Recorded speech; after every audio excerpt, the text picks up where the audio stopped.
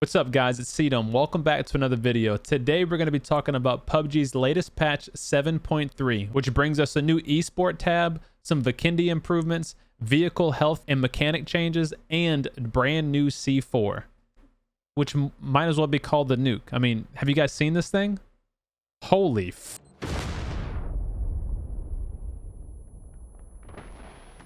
I mean, it's pretty insane. So before we jump into C4, there's a few things we got to touch on. First is the esports tab. So they got a brand new esports tab, making it much easier for us to follow along with the pro players. And they're going to have another pick'em challenge like they did last season. So you can vote on your favorite esports team that you think is going to be winning the tournaments. And then if they win, you get some free unlocks. So the next thing we need to talk about is the parachute follow system. This was teased a couple patches ago, but taken out due to some bug that they had to fix. So now with the parachute follow system, all you have to do is click the little icon next to your teammate's name that you want to follow and let the system take over from there. It'll jump out of the plane when your teammate jumps out. It'll follow the same direction and same speed your teammate does. And it'll even pull the chute and follow your teammate all the way down to the ground.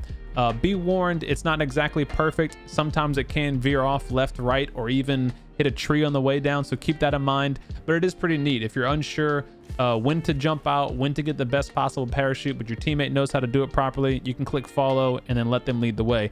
One funny thing that me and my buddies found out is that you can actually follow each other. So like, let's say I'm the lead character. Someone can follow me. Someone can follow player 2, and then player 4 can follow player 3, and it'll actually keep you in a row, in a line all the way down. It's pretty cool. Vehicle changes coming to PUBG. This is actually a pretty big one. So the vehicle changes are going to apply for every vehicle except the motorcycle, the BRDM, and the glider. And this is going to change how much damage you can do to a vehicle depending on where you shoot at it. So looking at this basic graph that PUBG put up, the vehicle is going to take 100% damage if you shoot it in the hood or the front bumper.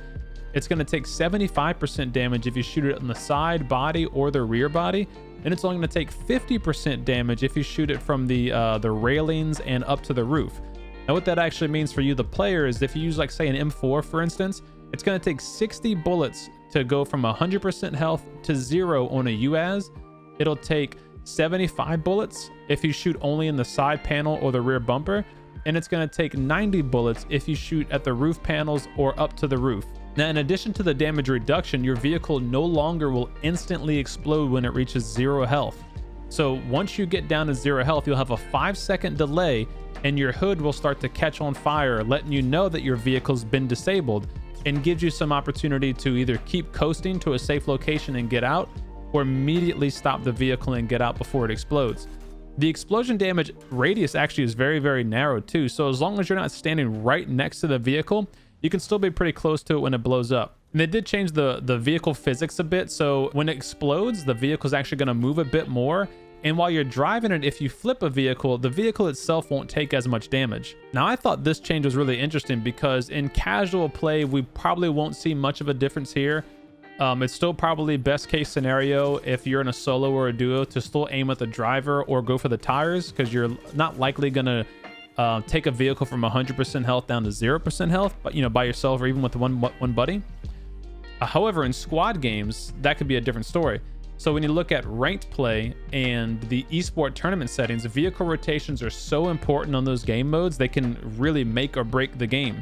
I recently played in the PCS Challenger Series for North America, and it's so important to have proper vehicle rotations, but to also keep your vehicles alive. There was a number of occasions where we actually died in a vehicle from a full squad, jumping out of the building and spraying us down. So this vehicle change where it doesn't instantly explode, I think is going to provide a pretty cool mechanic to give players another option to either A, get out of danger and get to some safe spot to stop the vehicle and get out of it. In addition, I think this opens up the opportunity to crash compounds a lot more frequently now, because now that you're not going to instantly explode if the team just comes out of the window and shoots you down. You actually have time to crash into the side of the building and get out, and then maybe make a play for some cover. Now keep in mind, if they throw a grenade or your vehicle is hit with some other type of explosion like a red zone or something like that, it will still instantly explode. A couple other things to hit on before we talk about C4. So Vikendi has a few changes coming. They've increased the DMR spawns a little bit. They've also added some like terrain coverage, like rocks and trees to areas that were pretty barren. And they've also improved the train system. So they've actually added a couple of new trains, and they've actually added one that goes to the center of the map too. So a lot of times if the circle closed in the center of the map, you had no option to use a train and you had to find a vehicle or go on foot. Well, now you can actually choose whether or not you still want to use the train to get in there. Speaking of Vikendi, the cold front season does end July 22nd. Now that's going to be the end of season 7 and the ranked mode that they just released. They will reopen ranked mode when season 8 begins shortly thereafter, but your leaderboard ranking will be locked in at the end of July 22nd. That's going to mean a couple of different things. So number one, you're going to get ranked rewards depending on which rank level you're at, you know, bronze, silver, gold, etc. And the top 500 leaderboard players are going to get a special reward from PUBG. They haven't said exactly what it is yet.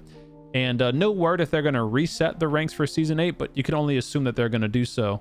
They've actually got some pretty cool skins coming for the SKS, the QBZ, the M4, the UMP, the Mutant, and the M16.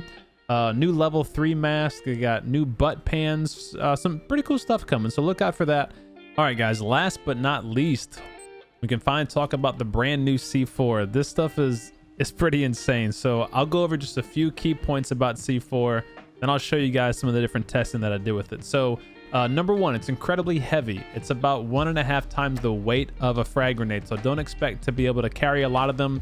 And we don't even know what the spawn rate is. So we don't know if they're going to be like a spike strip where it's kind of one every couple games you see one, or if they're going to be like a C4 and Karakin where they're everywhere. So it'll be interesting to see that. The explosive distance is 5 times greater than a frag grenade. So it's 15 meters, which is about the same length as 2.5 dacias. And the damaging radius is up to 25 meters. Kind of hard to put that number into perspective, but just think about it like this. In one of those 4-story apartment buildings, you can have the C4 in the bottom and you can get hit or killed if you're on the roof of the building. It's that OP.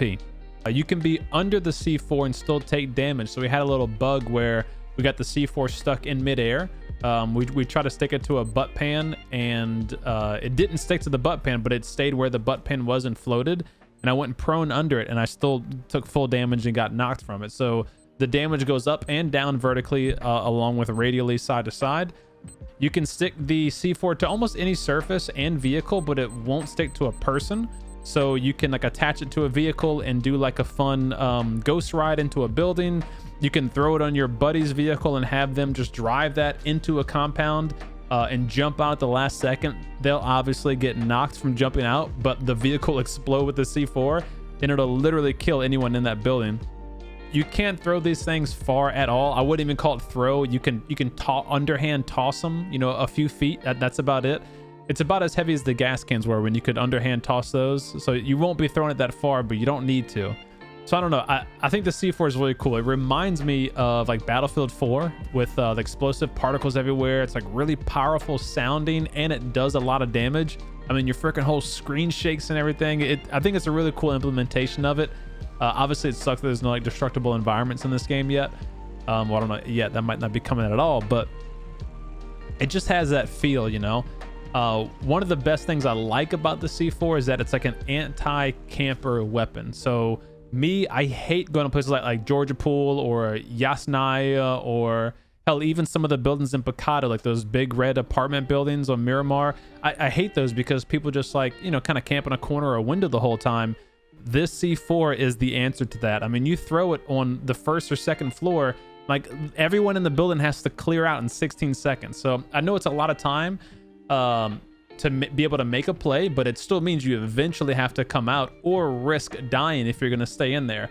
So to me, I love it for that. I'm curious at how many there's going to be on the map too, and if they're going to put a nerf to it or not before it comes to live servers. So I don't know. Once you watch the montage that we took yesterday in the test server, and let me know what you think in the comments below. Do you think C4 is going to be too OP? Do you think it's a good answer to people who camp or play really passively, or is it not something that PUBG needs?